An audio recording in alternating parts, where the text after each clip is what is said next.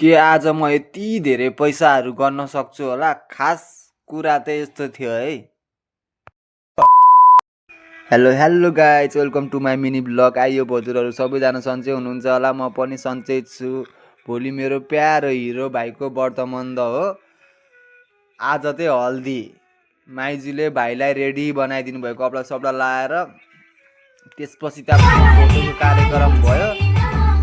त्यसपछि भतिजी र भान्जीको एन्ट्री तहल्का भयो। यति रमाइलो तरिकाले नाचेर प्रोग्रामलाई यति अगाडि बढायो कि भान्जी र भतिजीले। त्यसपछि केक सेक आयो गाइज।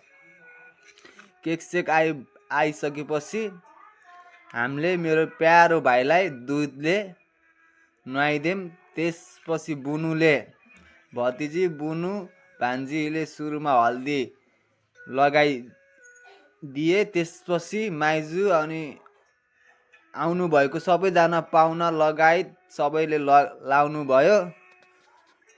साइडमा प्रोग्राम भइरहेको थियो, नाच्ने दाइले मजाले हँसाउनु भयो नाचेर। सबैले लाएर भ्याइसकेपछि मेरो टर्न कहिले आउँछ भनेर म कुरेर बसेको थिएँ। सानीमाले भाउजूले सबैले लाएर भ्याउनु भयो। अनि म मेरो टर्न कुरेर बसिरहेको थिएँ। फाइनल्ली गाइज सबैले लाएर भ्याएपछि हामीले केक सेक काट्यौँ। केक सेक काटेर भ्याएपछि मेरो टर्न आयो। केक सेक खुवाइदिएँ मैले।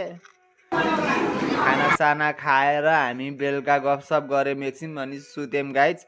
बिहान म जुरुक्क उठेँ, नुहाइ धुवाइ गरेँ, रेडी भयो। त्यसपछि गाडी देवघाटको लागि आयो। हामीले देवघाट सामान सब गाडीभित्र हाल्यौँ। फाइनल्ली गाइज देवघाट हामी पुग्यौँ।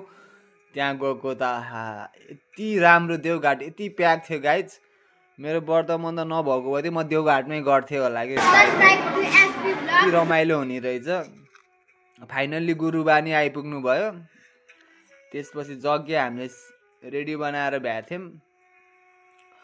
अनि त्यसपछि अगाडि सुरु भयो। त्यसपछि कपाल मेरो हिरो भाइको कपाल मामाले काटिदिनु भयो। उद्घाटनको लागि खोलामा लिएर गएर मामाले मेरो हिरो भाइलाई गन्जा बनाइदिनु भयो।